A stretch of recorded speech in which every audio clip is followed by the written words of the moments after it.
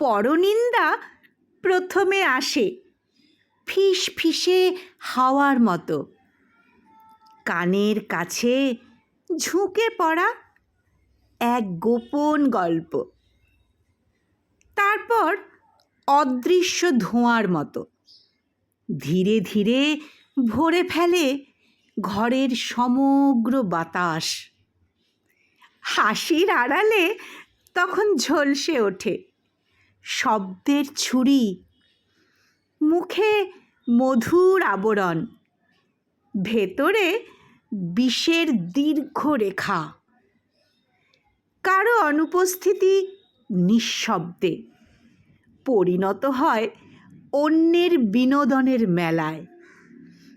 মনে রেখো, আজ যে নামটি ভেসে উঠেছে কথার স্রোতে, আগামীকাল সেই ঢেউয়েই সহজেই ভেসে আসতে পারে তোমারও নাম। পরনিন্দা আগুন নয়, তবু তার উষ্ণতায় পুড়ে যায় সম্পর্ক, আর ছাই হয়ে যায় মানুষের প্রতি মানুষের বিশ্বাস।